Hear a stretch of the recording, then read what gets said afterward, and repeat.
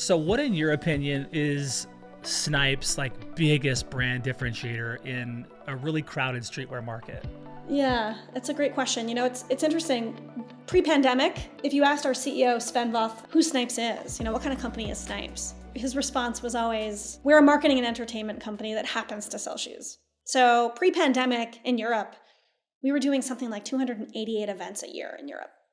So if it was sponsored events, whether it was dance competitions, sponsoring e-gamers, or we were in dance, we were in skate, we're in hip hop, just finding a way to connect with these really super niche markets. That is our differentiator in Europe. And when we came to the US, what was so beautiful about that transition is that we had all this roadmap for success that we could take into the US market, but we also had the autonomy to determine what was right for us. What does this American market need that might be different than the European market? So obviously engaging with those niches like skate, like dance, like hip hop, like basketball, those will obviously always remain key pillars to who we are as a marketing organization. But through the lens of the pandemic, through the lens of civil unrest, who we are politically in the US right now, gave us a really unique opportunity to reimagine and redetermine how did we really want to engage with our customers, right? Who did we want to engage with?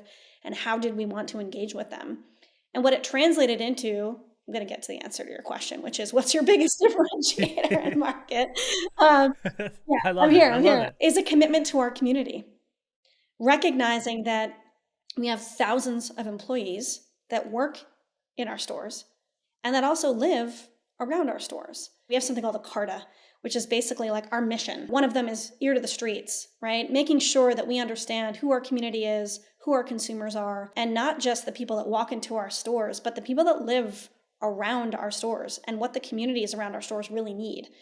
And through this lens of COVID and all the other political things that were going on in this country, we decided to double down and really lean into the community. And we became incredibly philanthropic. Things like opening up tech community centers in every one of our major markets.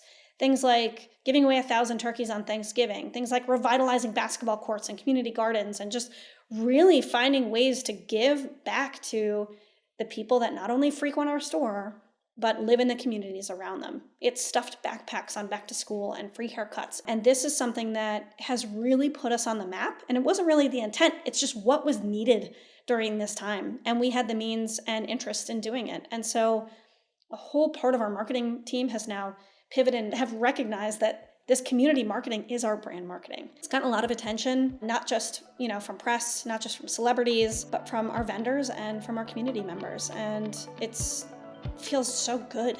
Just feels so good to be doing that. This podcast is brought to you by Salesforce and the CMO Club. The CMO Club is a global community for senior marketing executives to come together, share ideas, and solve their toughest challenges in a collaborative and trusted environment with other marketing leaders. Salesforce and the CMO Club provide best-in-class programs, events, and a digital platform for marketing leaders to come together and be inspired like never before.